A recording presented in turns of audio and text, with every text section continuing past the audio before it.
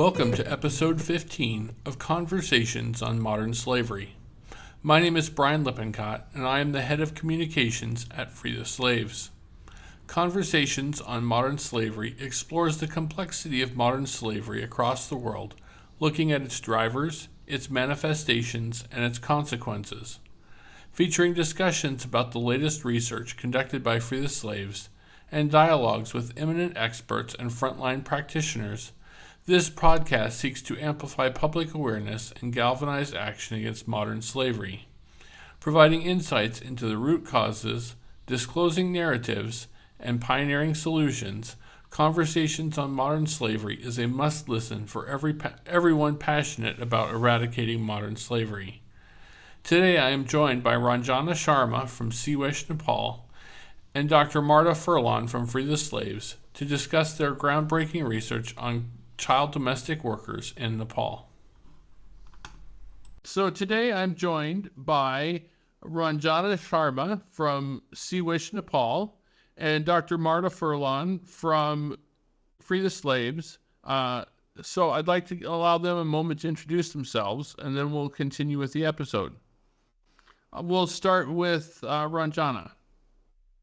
Namaste, everybody. My name is Ranjana Sharma. I'm working as a researcher with the CWISH organization based in Nepal, and I've been working as a researcher for last 10-15 years in the modern day slavery and child domestic workers, as well as different forms of child labor. Thank you.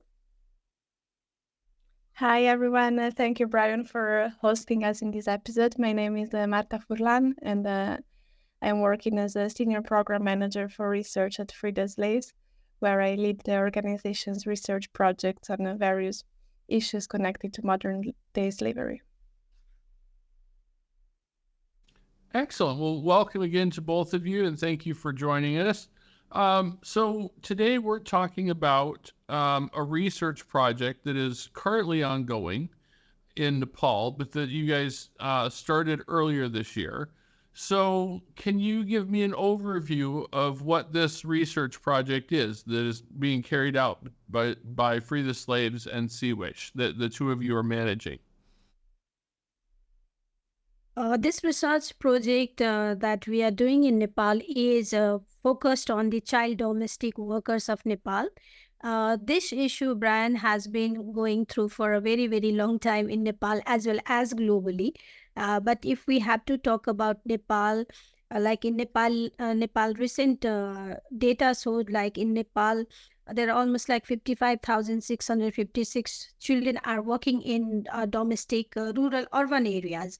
But these are only the countable numbers. But in the rural areas, these numbers are much more, and which has not been counted by the government or any process. And 1 in 19 households are reported to be a child employed in domestic worker in Nepal. And this issue, CWISH being an organization working for last 30 years with the child domestic worker, Free the Slave come and we collaborated together to find out what are the modern trajectories of the children coming and working in the child domestic worker, what are the pulls and pull factors, what are the drivers for them to be in this child domestic worker, and why CWISH as an organization, despite working for such a long, is there any change in the trend or not? We wanted to find out that. So this research is all about the child domestic worker in the rural setting, but they are always coming from the urban area, are always coming from the rural setting. Yeah, Marta, if you want to add on something. Yeah, and I think that was an excellent overview. And as Ranjana said, the idea of having this project started because the most recent research on child domestic workers in Nepal is quite dated.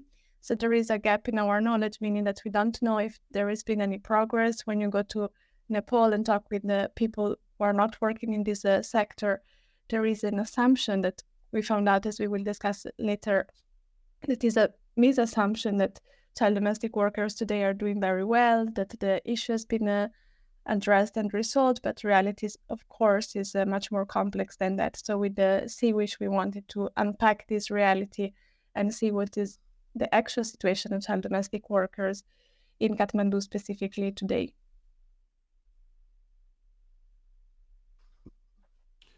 Amazing. Thank you so much for the overview of the research project. Let's move on just a little bit and talk about how you're conducting this research. What methods are you using to collect data for this research? Yes, so methodologically, we decided to use a qualitative approach because we really wanted to bring the voice, the perspectives, the experiences of the children to the fore of the discussion. Also, the few studies that were done in the past on child domestic workers in Nepal that I mentioned before adopted mostly a quantitative approach. So we felt that using, collecting, and analyzing qualitative data could really bring more knowledge out. As Ranjana said before, we focused on the Kathmandu Valley because this is where most of the children that are working as child domestic workers coming from rural areas are converging to. And adopting this qualitative approach, we worked extensively with the children. So we did both interviews and participatory workshops. And I'm going to share a bit more details about these two approaches to data collection. So first, we did interviews with 20 children who are currently employed or were recently employed as domestic workers. Of those, 9 were identified from among child domestic workers that are engaged in empowerment and awareness programs in CWISH. Other 7 children were identified in coordination with the principals of local public schools in the Kathmandu area, who gave us support to the research and connected our team with the child domestic workers that are attending those schools. And finally, we had 4 other children that were identified through the mediation of a child who has long been engaged with the CWISH. And in his own school, he created a peer support group that brings together child domestic workers.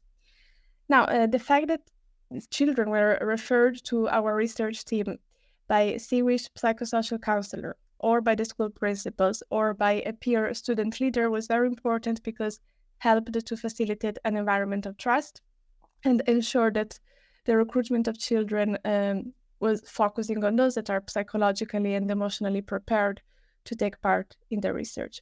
And of course, we had a full ethical protocol in place to make sure that any concern that may emerge throughout the research would be appropriately addressed and handled.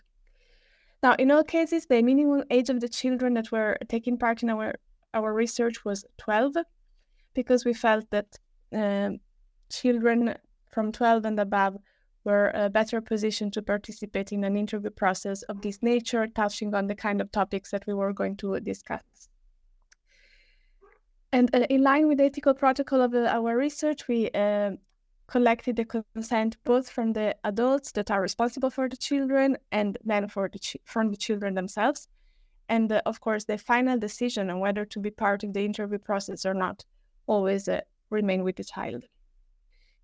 To create an environment of trust, of comfort for the child, we followed a 2-staged engagement process in the interview. So first, we had a very nice and fun icebreaker activity that involved the child and the research team to get to know each other and, as I said, break the ice. After that, we went into the semi-structured interview, and we had questions that were used to guide the conversation, but of course, every conversation kind of took its own route depending on the topics that we were discussing, depending on what the child wanted to emphasize when reflecting on his or her own experience. And this, of course, allowed a lot of flexibility throughout the conversation and gave to the child the control of which information to share, in what way, and to what extent.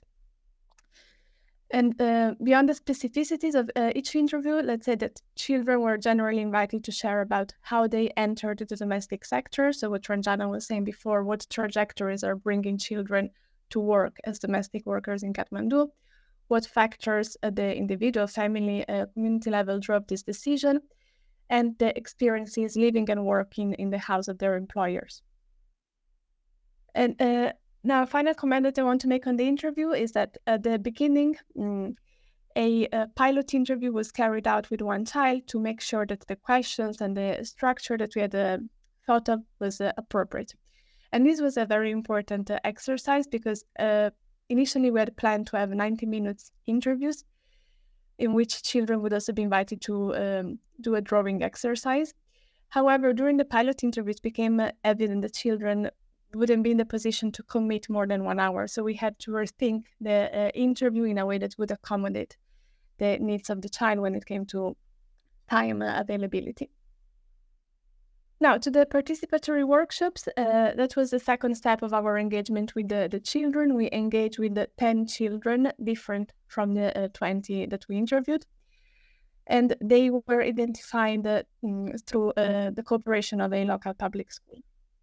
Now, in the context of this research, the reason why we wanted to have participatory workshops was to create an environment of dialogue among the children who have similar experiences as domestic workers, encourage self-reflection, and support them to identify key issues that are related to the reality of child domestic work, and encourage them to think of solutions so that we would be valuing the children's own knowledge, experiences, and perspectives. And when it comes to the workshops, there were 2 full-day workshops held in the school that the children are attending. The first session wanted to collectively define the problem of child domestic workers, identify the issues that have the greatest importance for the children. And the purpose was to make sure that the children's priorities and needs were accurately reflected in our research. The second part of that first day then was devoted to data collection. So we acknowledge that drawing is a powerful means through which children can comfortably and confidently express themselves, even more so when we are talking about very sensitive topics such as child labor. So children were asked to draw the river of their life, so basically their life story, representing it as if it was a river.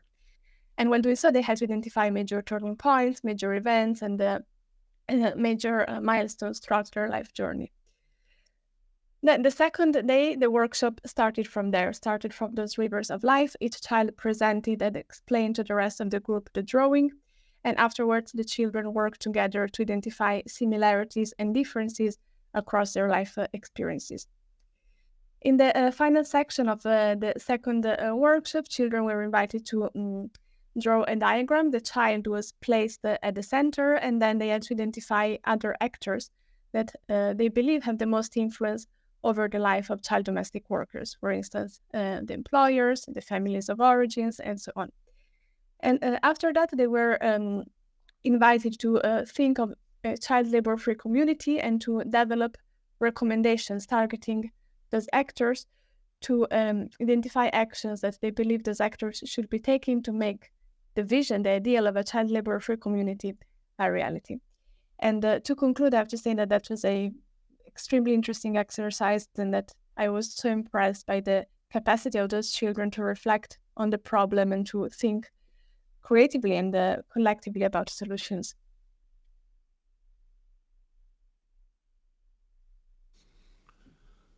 Perfect. Thank you so much for that detailed description of the workshops and the interviews and the research process. So I wanted to, I guess, ask a follow-up question on all of that.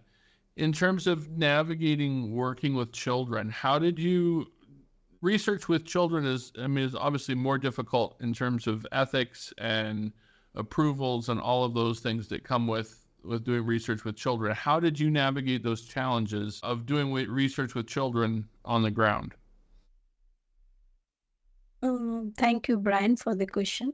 As Marta mentioned before, our first priority of working with the children was the well-being of the children. So even before the field work started, like interview and workshop, we were back and forth talking about the safeguarding issues, how we are going to address them, who will be supporting us, what are the safeguarding policies are in place or not, as a local organization, CVs, or from the FTS itself, what are the safeguarding procedures and all that. Those discussions were going on. So the first priority was the well-being of the children, and also the consent from the adults who are responsible for the children, and children themselves, like who have the final say. In some cases, like we went and talked to the principals of the schools, like with whom we coordinated, asked their consent, because they are those children are living with at the employer's place, and at no point employer will be happy to give the consent for the child going and giving interview about what is happening in the house. So in such cases, we talked with the principals, and also the children who are engaged with the CWISH, we took the consent from the psychosocial counselor, who is working with them for a very long period of time. So the information sheet and the consent form all were distributed to the parents, as well as parents or guardians, as well as to the children, in a very child friendly format, and it has been translated into the local language, because we understand like not all the child are in position to understand the English, so we translated it very thoroughly, and making it child friendly format.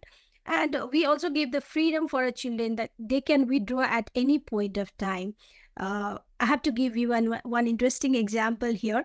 We were doing an interview of one child, and we talked with him for a very, like, expressed him, tell him everything what is going to happen, how he's supposed to give the answers and all that, in a manner like what are the questions that we are going to ask him. And we asked him like, are you ready to give the interview? And he said like, yeah, I'm ready. And then we gave him a consent form, and he said like, what is this? So we explained him, I explained him again twice. And then he said like, I don't know, what are you going to ask me again? Can you repeat that to me? So I repeat that again to him.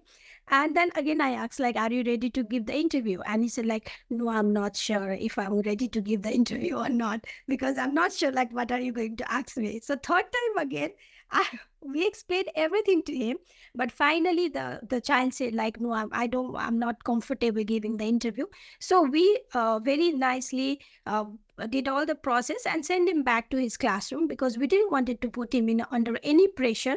If he's not comfortable or she is not comfortable, then he or she have all the freedom to withdraw. So that was one quite an interesting example that I can remember now. And we also identified the children through our CWISH program that was ongoing, like child domestic worker. There is a dialogue work program that is happening in CWISH. So we identified children through them, and those children have been engaged with us for a very long period of time. It was done because we didn't want to take a new children and put him or her into any kind of trauma. And the entire process was, we have informed them what is going to happen, how things are going to come up, what are the questions that we are going to ask. And we, in between the interview also, we took break in the sense, from the regular conversation, we diverted the conversation. If we find like children are coming under some kind of pressure, or is there anything through his or her facial expression also, we identified that, and took the break in between the interviews also. And most importantly, our child-friendly psychosocial counselor was available for us. So anytime if we found like child is going through a trauma, or is there anything that he or she requires to be done immediately, then we used to call her, and she used to come and support us and take the case further.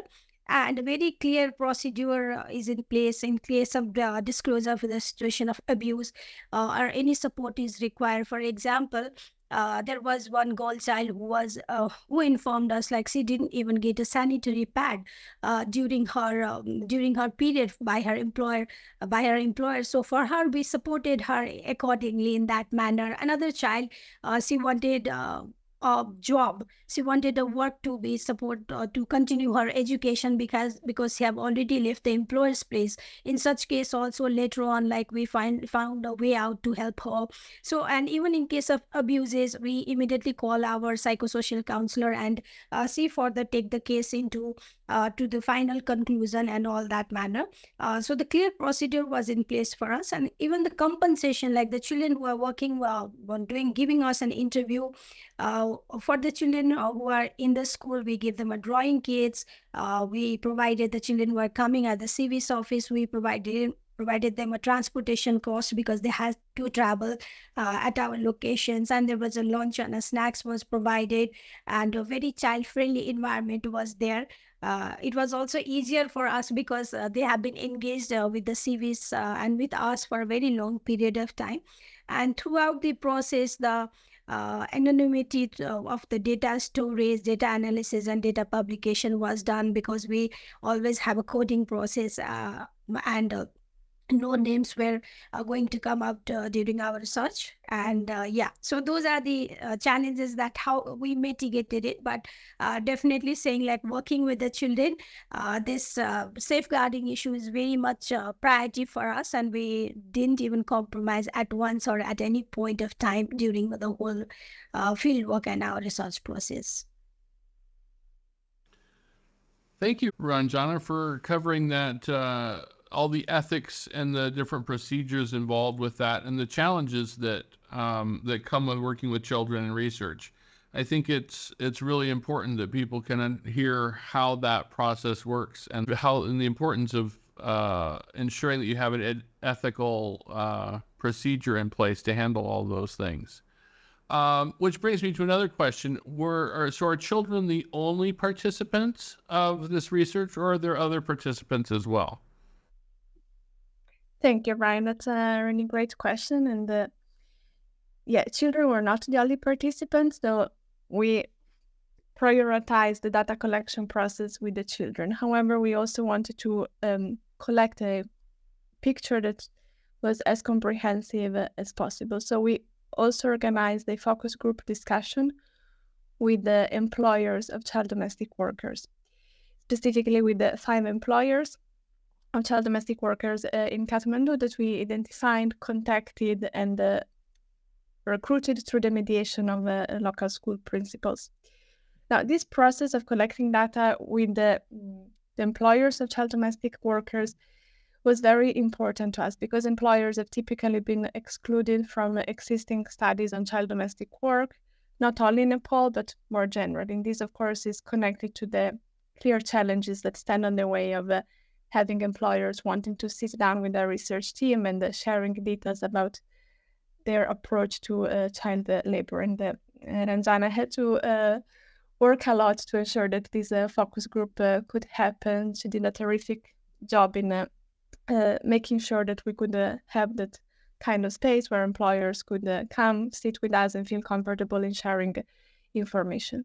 So throughout the focus group discussion, employers were invited to discuss their reasons or multiple reasons for employing domestic help, the reasons why they recruit children rather than adults as domestic workers in their houses, the ways in which they recruit children to be employed as domestic workers, the perceived positive and beneficial aspects of having a child working in the house, but also the perceived negative and challenging aspects of employing child domestic workers, their perception of the work and life conditions of their child domestic workers, their relationship with the child domestic workers employed in their own house, the tasks that they assign to the child on a day-to-day basis, and their opinions on whether something should be done to change this form of child labor in Nepal.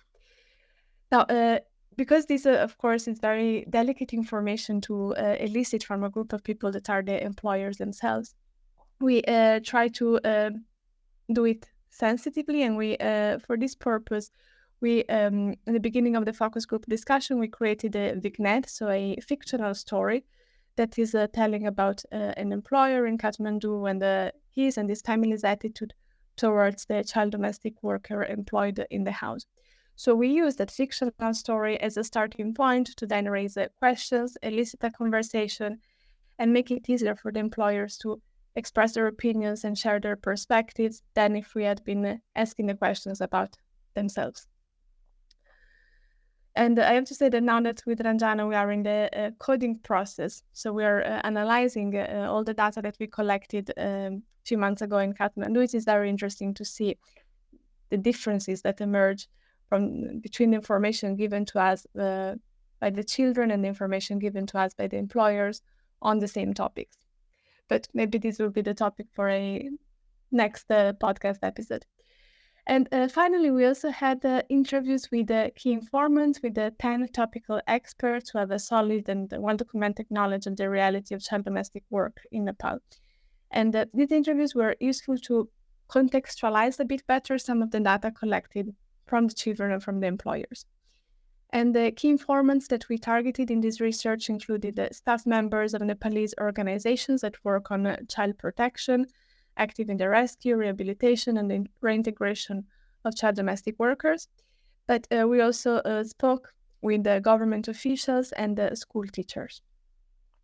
Now, in line with the research objectives of this research, throughout these key informant interviews, we invited participants to share about the children's recruitment in the domestic sector, the drivers behind this process, the conditions and the circumstances under which they have found child domestic workers to be living and working, the engagement of children in other forms of labor beyond the child domestic labor, and the impact that working as a domestic worker has on the children. So this was, again, very useful and helpful to expand a bit more the rich data that we collected from the children and the employers.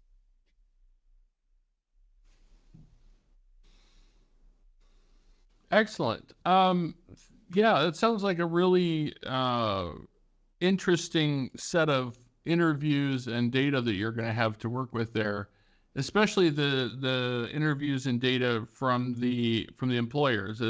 There's not a lot of information out there, whether if you're talking about human trafficking or forced labor, child labor, that the people who employ people who are potentially exploited is definitely a missing piece of evidence. So that'll be really interesting to see that. I look forward to being able to read this once it's all put together. So I guess now is kind of a time for closing remarks for this episode, since we've kind of covered the scope of the research and what's happening, and the fact that it's still ongoing in terms of the analysis and the writing and all of the other work that goes with it after collecting the data. Is there anything that either of you would like to share more about the process, either what has happened so far or what is going to be happening between now and next year as this research is finalized? Yes, Bryon, I'd like to start up with that. As Marta was saying, approaching the employers, it was the most challenging thing for me to organize or do that workshop because I was trying for almost 2 months to bring them into one platform. So that was the most challenging methodological part for me to come up with. But finally, at least we were able to do one workshop with them to understand their perspective. So this was most important aspect that stood out for me during the whole process. And another interesting aspect for me was while approaching the children for the interviews and the workshop, CWISH have previously worked with many child domestic worker, and some of them have already grown up, like they're already around 20, 21 years of age. And one child, like I'll call him child because we have been working with him for such a long time. He extended his hand and said, like, I will support you to give that, bring that children who are doing a child domestic worker to give interview. And that was quite interesting to see, like, how the things has been changing and shifting for us. So that was also quite helpful and easy for us to understand, like, if we want to work in the future with this group of children, then we have already worked previously with those children and we can approach them to continue our work in the child domestic worker. So those are the key things for me it came out during the whole process of the research. Yeah, thank you. Thank you, Ranjana. Totally agree on those, and I think I would add from my side, as I mentioned before, I was so impressed by the children's capacity to reflect on their own stories, to identify where the root of the issue is, and to think of people who have influence on their life situations, were important stakeholders, and develop recommendations. I was so impressed throughout the workshops by the rich information that the children were collectively creating, and I found it, again, very impressive. And I think I would love to see more of this research being done where children are given the power and the voice to truly express themselves, not only in terms of sharing their experiences, but in terms of thinking of problem and solutions. And another point, I think it was wonderful in this research, the support that we got from local public schools in Nepal that collaborated with us to connect with the children, who offered the space in their schools to do the interview, the workshop. I think that was a very important aspect, and I think it hopefully opens the door for more cooperation going forward after this research is published, opens the door for further engagement with the school principals and the child domestic workers. I'm very much looking forward to continuing the cooperation with CWISH and thinking together of the next steps and how this can be turned into a more impactful campaigns on the ground. Wow, yeah. Thank you so much for those final thoughts on this. I guess I have one more question. So will this research be published in English and Nepali, or just in English? Yes, in both languages, and also an important thing that with Ranjana we've been talking through since the very beginning of this project actually is to have a smaller research report in Nepali that is child-friendly, so that is targeted those children that took part in the research, but possibly other children as well, so that they can also access the information that they own and that they actually contributed to creating. Oh, nice. That'll be great. I'm looking forward to seeing that. So I think with that that last piece there, we'll work towards concluding this episode. For those of you listening, as you've heard, there's some great research coming forward next year from Nepal regarding child domestic workers and the environment and the people around them. And Marta and Ranjana have done an amazing amount of hard work to collect this data from the children, from employers, from people working in the space in Nepal. And so we will discuss the results of this research in an upcoming episode next year as it prepares for release. So if you haven't already subscribed to this podcast, we invite you to subscribe so that you can be notified when new episodes are released. And we look forward to hanging out and talking with more people again next year on conversations on modern slavery.